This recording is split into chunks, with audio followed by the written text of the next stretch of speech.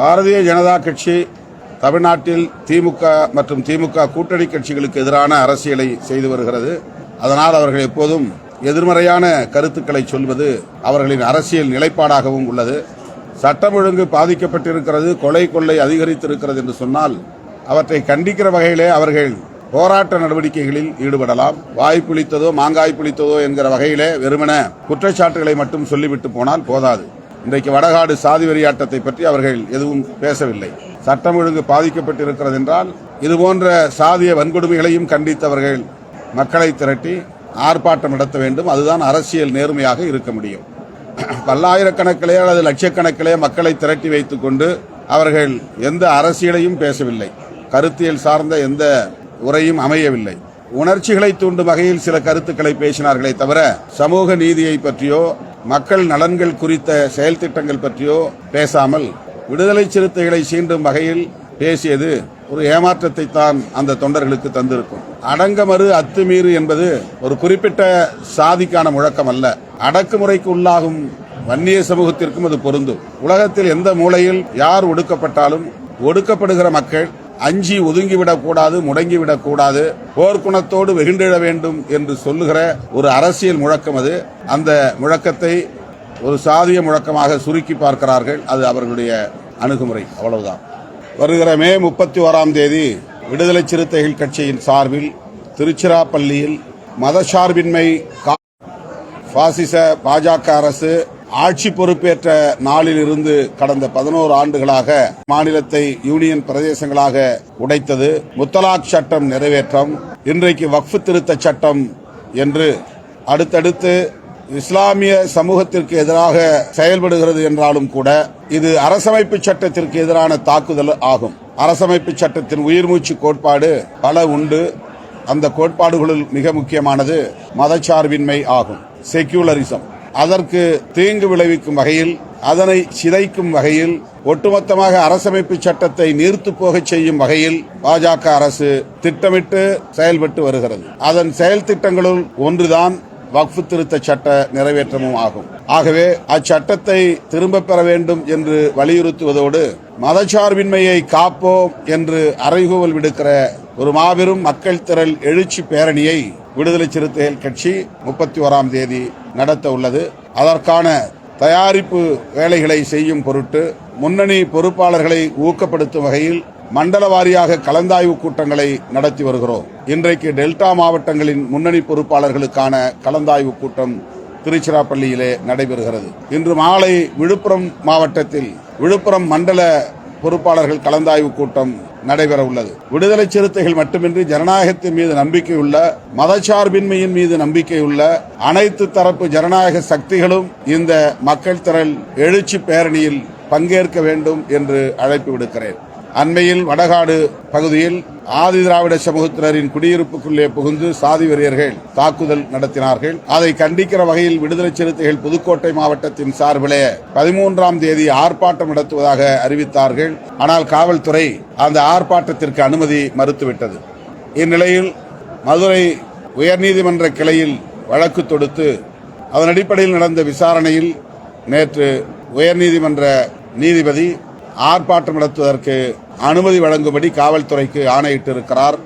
வருகிற 19ஆம் தேதி மாலை 4 மணி அளவில் புதுக்கோட்டை நகரத்தில் விடுதலை சிறுத்தைகள் கட்சியின் ஆர்ப்பாட்டம் நடைபெறும். வடகாடு கிராமத்தில் ஆதி திராவிடர்கள் பயன்படுத்தி வருகிற, வழிபட்டு வருகிற அடைக்கலம் காத்த ஐயனார் திருக்கோயிலை திறந்துவிட வேண்டும், அதனை மூடி வைத்திருக்கிறார்கள். அத்துடன் அதனை ஒட்டி ஆதி திராவிட மக்களின் புழக்கத்தில் உள்ள 1 ஏக்கர் பரப்பளவு உள்ள நிலத்தையும் அவர்கள் பயன்படுத்துவதற்கு அனுமதிக்க வேண்டும் என்கிற கோரிக்கைகளை வலியுறுத்தி இந்த ஆர்ப்பாட்டம் எனது தலைமையில் நடைபெற உள்ளது.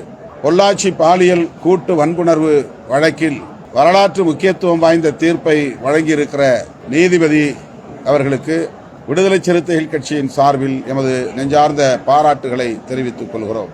தமிழ்நாட்டில் மட்டுமல்ல, இந்திய அளவில் இனி இதுபோன்ற கூட்டு பாலியல் வன்புணர்வு குற்றங்கள் நிகழாத அளவுக்கு அச்சுறுத்தும் வகையிலான ஒரு தீர்ப்பாக இந்த தீர்ப்பு அமைந்திருப்பதை எண்ணி ஆறுதல் அடைகிறோம். அதனை வரவேற்கிறோம், பாராட்டுகிறோம். அந்த வழக்கை விரைந்து முடித்த சிபிஐ அதிகாரிகளுக்கும் எமது பாராட்டுகளை தெரிவித்துக் கொள்கிறோம். எதுவும் கொஸ்டின்ஸ் கேள்விகள்?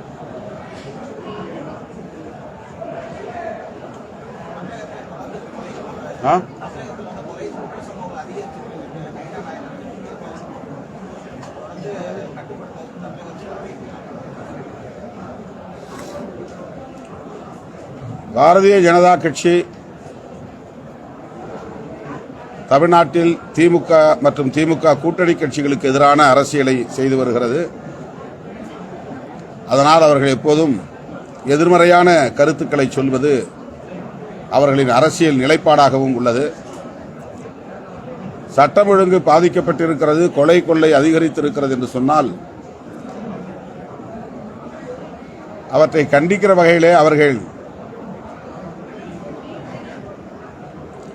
போராட்ட நடவடிக்கைகளில் ஈடுபடலாம். வாய் புளித்ததோ மாங்காய் புளித்ததோ என்கிற வகையிலே வெறுமன குற்றச்சாட்டுகளை மட்டும் சொல்லிவிட்டு போனால் போதாது. இன்றைக்கு வடகாடு சாதி வெறியாட்டத்தை பற்றி அவர்கள் எதுவும் பேசவில்லை. சட்டம் ஒழுங்கு பாதிக்கப்பட்டிருக்கிறது என்றால் இதுபோன்ற சாதிய வன்கொடுமைகளையும் கண்டித்தவர்கள் மக்களை திரட்டி ஆர்ப்பாட்டம் நடத்த வேண்டும். அதுதான் அரசியல் நேர்மையாக இருக்க முடியும்.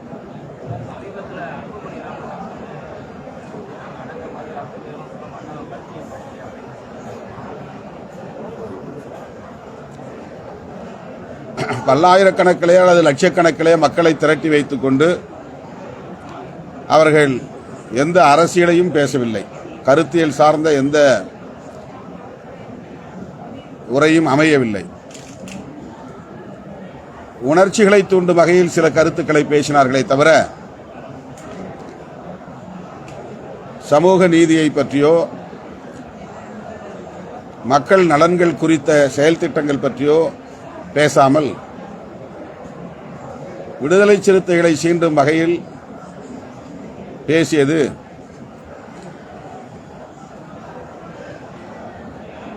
ஒரு ஏமாற்றத்தை தான் அந்த தொண்டர்களுக்கு தந்திருக்கும். அடங்கமறு அத்துமீறு என்பது ஒரு குறிப்பிட்ட சாதிக்கான முழக்கம் அல்ல. அடக்குமுறைக்கு உள்ளாகும் வன்னிய சமூகத்திற்கும் அது பொருந்தும்.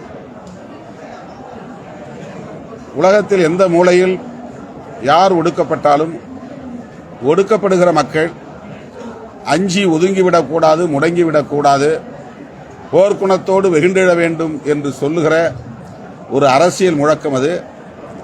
அந்த முழக்கத்தை ஒரு சாதிய முழக்கமாக சுருக்கி பார்க்கிறார்கள். அது அவர்களுடைய அணுகுமுறை, அவ்வளவுதான்.